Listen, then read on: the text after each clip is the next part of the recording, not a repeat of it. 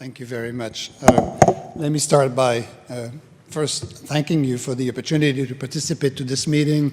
I think it's really uniquely interdisciplinary, and I very much enjoy the ability to interact with all of you and to share our shared experience, which actually are much closer than we think. So when I received the invitation, my first reaction was maybe 3 amino acids, as someone else said. And I thought, metabesity? I knew about diabesity, but metabesity just sounded like metabolism. But eventually I was able to track an interview that Dr. Fleming had actually given that said that the entire spectrum of disorders that lead not only to the recognized metabolic disorders like metabolic disease and obesity, but even cancer and Alzheimer's, and cardiovascular disease as well, to the extent that it is caused by various metabolic disorders. And then I got it, and I thought, actually, this sounds very much like the aging field. And so what I propose to do today is to give you an overview from a completely different field, and actually one that doesn't really talk very much to the obesity and metabolic disorders field. But the more I'm hearing people talk at this meeting, the more I realize we're actually studying the same processes. So I want to start by a very simple curve, which is plots the food intake to lifespan. And when I say lifespan, it can also be taken to mean health span, the number of healthy years of life. And what's quite interesting is that relationship is not linear. We all are aware that if under conditions where nutrients are not sufficient, this leads to malnutrition, and this leads to a shortened lifespan. What we are less aware is what I'm about to show you now, is that most of us actually live right here on the curve. And when I say most of us, this is a population which is not obese and under general good health. I think what metabesity represents is an excess of nutrient. This is what we've heard so far, and this is associated with, in general, increased morbidity, a decreased health span, and decreased lifespan. What the aging field actually has been studying for a number of years is something else. It is a process called calorie restriction, which is a process by which one restricts the amount of calories. It turns out that, and I will be expanding on this, this dates back to experiments that were done in the 1930s by Clive McKay, showing that if he restricted the amount of food that mice actually, or rats, ate in comparison to when they were fed ad lib, he was able to increase lifespan dramatically. And this yielded the whole field of aging research as we know it today. And the observation that calorie restriction increases lifespan is really one of the foundations of that field.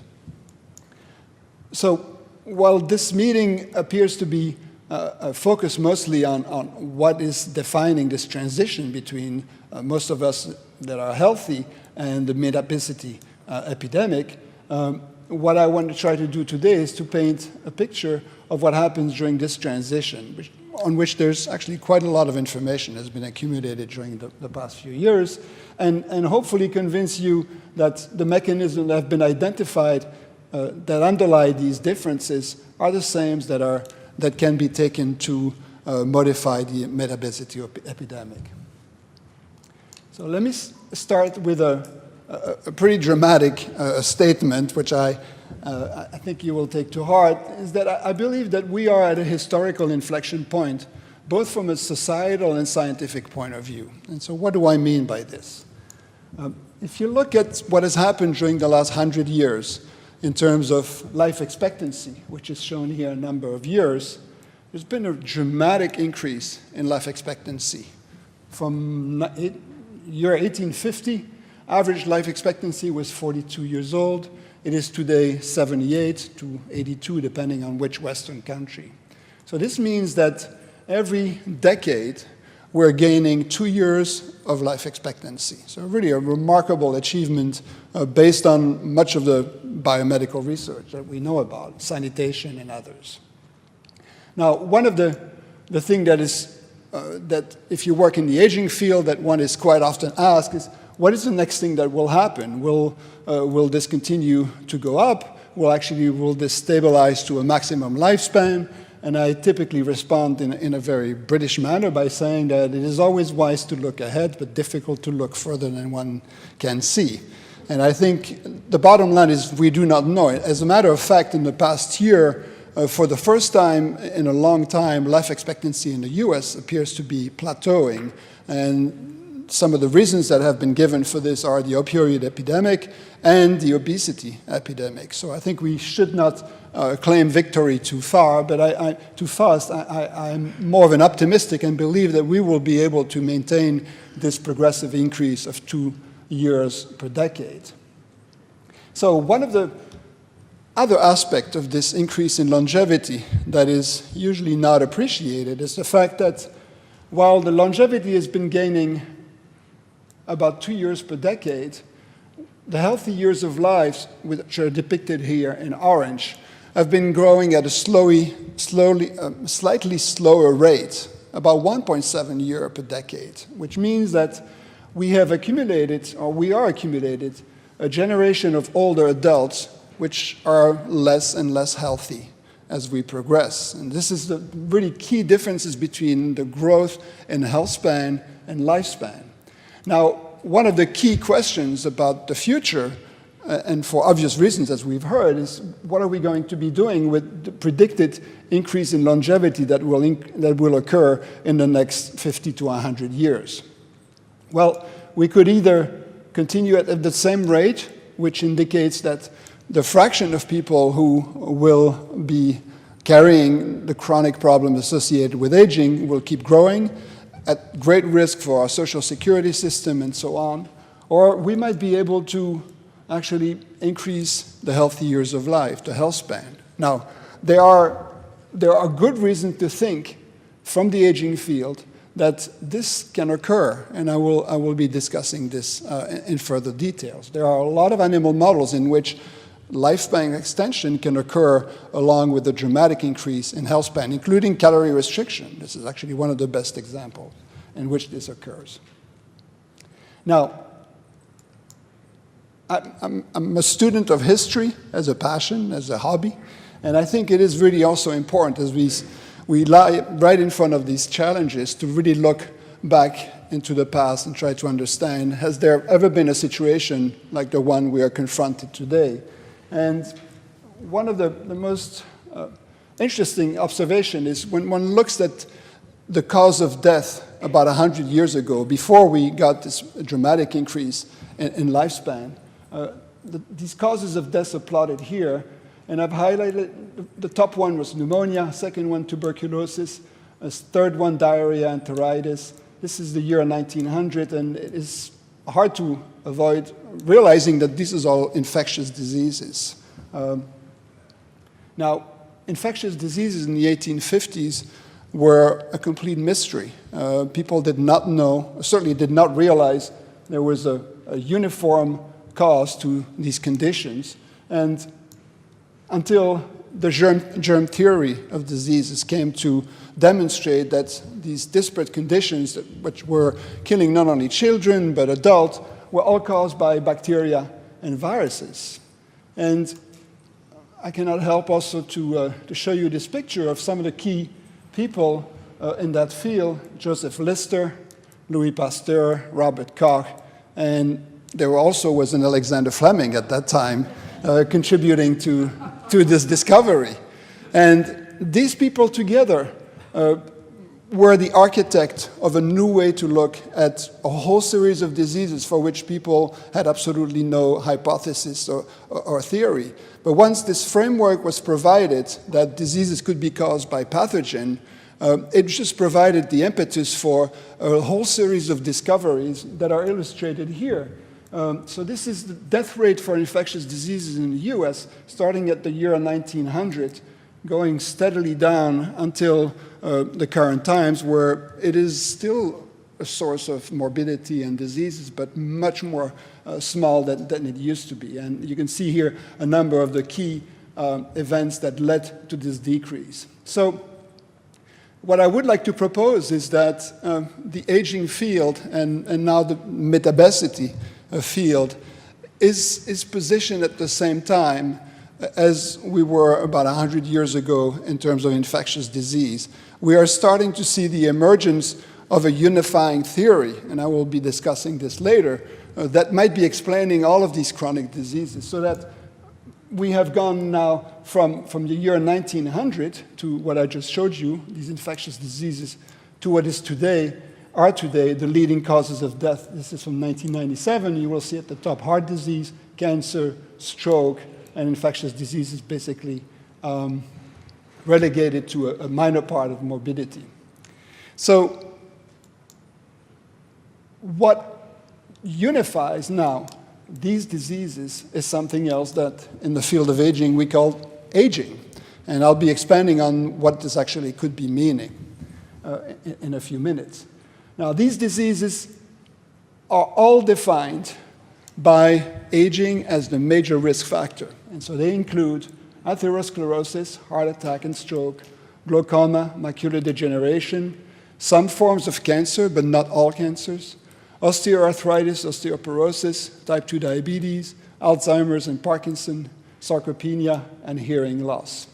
Now, the first reaction that people have in terms of hearing this analogy saying that aging is a risk factor for all diseases sounds like an oxymoron. Well, of course, everything when you get old breaks down, and so if you age, you're going to be predisposed to all diseases. But I would argue some caution in terms of jumping to this conclusion because the evidence does not support this model. There are some cancers for which age is actually a protection factor, and so on. There are many, many more examples of that nature. So I want to take you in a few minutes then to try to understand if aging is a risk factor for disease, what is aging? Well, this is a 1940 pickup truck, and I think everyone in the audience understands readily that it is an old truck. And so it is actually 77 years old. This is also a 1940 pickup truck. It is exactly the same age, but we all understand that it has aged very differently. So both of these trucks have the same chronological age, 77 years old, but they have very different biological age, or truck age, or biological age. The same thing happens in humans, and so we all readily understand that the difference between these two trucks is that this truck has suffered a loss of maintenance and repair, while this one has been in the hands of a collector who has very lovingly replaced every single piece so that the truck remains the same. Well, the bottom line is also we are in a constant state of repair throughout our lives. It is actually, when you think about it, the level of permanency that we maintain over such extended periods of time is actually remarkable. And so one of the leading theories of aging is that the slow degradation that we're seeing is the slow loss of this repair and maintenance function. And much of the focus in the aging field has been to try to understand how can we trigger these repair mechanisms and to maintain them in their most active ways. So can we actually activate this repair and this maintenance program? Indeed, we can. And this is, so the whole aging field, despite what I told you earlier, that some of the key observations were made in the 1930s on calorie restriction, the field never gained solid scientific acceptance for a number of reasons until the late 80s, early 1900s, 1980, late 1980s, early 1990s. And what really propulsed the field into a different dimension were the observation I'm about to show you. This is the idea that a single point mutation in simple organism system, in this case C. elegans, which is a small worm, could actually have dramatic effect on lifespan. And so this is illustrated here. This little worm lives normally 21 days. And during this 21 days, it goes through a whole series of stages that we could, for which there are equivalent in us, sort of rapid growth, an adult life, and a slow aging process. Through the work of Tom Johnson and the work of Cynthia Kenyon and Lenny Garante, we know that we can make single point mutation. In this case, this is a DAF2 mutation by Cynthia Kenyon. She could actually double lifespan of this worm, going from 20 to more than, actually it doesn't, to about 60 days. Now, one of the things that was actually pretty remarkable is also this DAF2 mutation, which, by the way, is in the insulin signaling pathway, and removal of the gonads increased lifespan of this worm by a factor 10. Now, if I see some of you squirming in your chairs, I just want to reassure you that removal of gonads is not something that the aging field is recommending as a therapy for aging. However, one thing that's quite remarkable is the potential for longevity that exists in this worm. So it's hard to understand how this worm could go from a lifespan of 20 days to a lifespan of 10 times longer. And this is the type of data that really generated incredible excitement because it reveals a sort of a potential for longevity that exists in this worm. One single point mutation. Now, nothing has been done in a higher organism of that magnitude. However, I mean, there are mutations in mice that can increase lifespan up to twofold, and now small molecules that can do the same as well. So I think while this is obviously an extreme that has generated a lot of excitement, it is obviously we're not talking about increasing lifespan in human by a factor 10. Now, in terms of calorie restriction, the data are no less interesting and amazing. This is an experiment conducted in rodents where lifespan starts at 100, and you're looking in mice actually that are not on calorie restriction. They live on average at 36 months. You put them on 25% calorie restriction, you increase lifespan by 20%, and up to a 55% calorie restriction, you can see a dramatic increase in lifespan. Again, I should say that these mice that are living now, much longer also show an extension of all the morbidities that one sees associated with aging. So this increased lifespan is associated with a similar health span. So this is obviously much more interesting because we're not advocating the idea of gene therapy or changing people's genomes to make them live longer, because this data suggests that the environment can actually control dramatically what will happen in terms of your lifespan. So there's been a lot of effort in the aging field trying to understand what are the genes that control this response. And here's what we have learned. So this is, much of the work has been done for a number of reasons. In C. elegans, they live 21 days. You can accelerate, you can do 10 lifespan in 1 year. So this has allowed the study of genetic screens and small molecule screens to identify the pathways. It has also been done in Drosophila, and more recently the work has moved in mammals. Even in mice with their 3-year lifespan, it is still much faster than in humans. Now, much of this work has focused on understanding, again, the relationship between calorie restriction and a long life. And a number of things have been identified that I find quite remarkable. First, it is actually quite easy to increase lifespan in small organisms via mutation. And one might have thought that this would be the abnormality, but if one conducts a screen, typically there are more than 100 genes that have been identified in Drosophila that increase lifespan.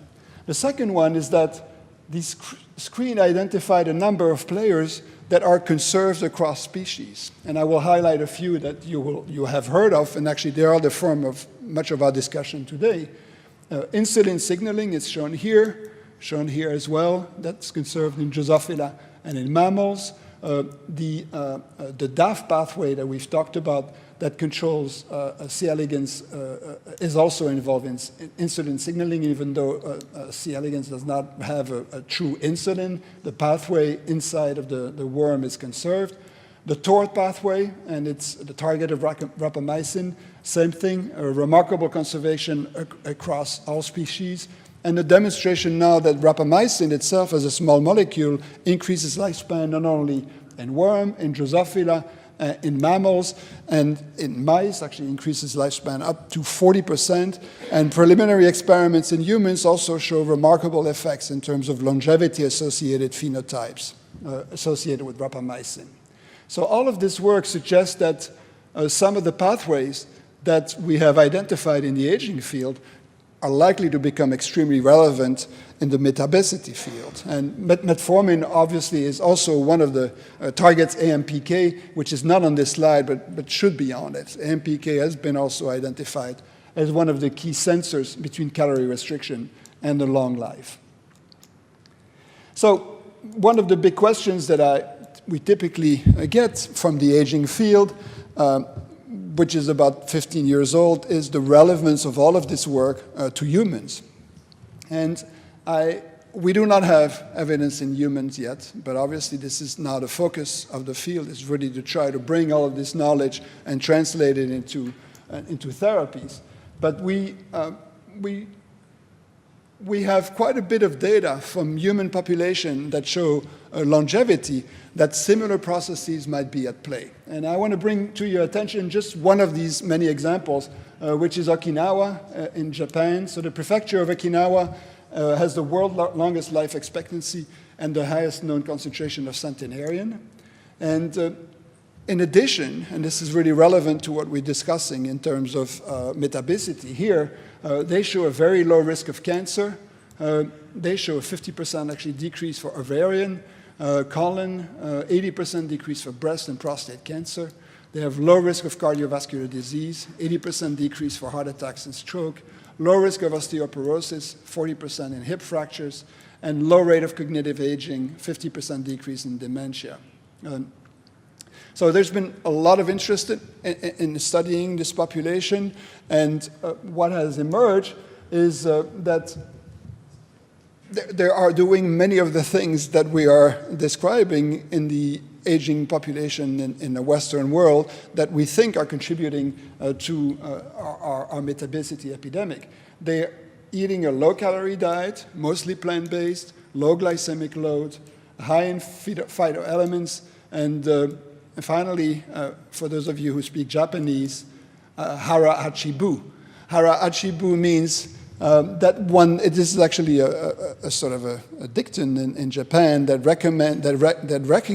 encourages children as soon as they are at the dinner table to eat only 80% of what is on their plate.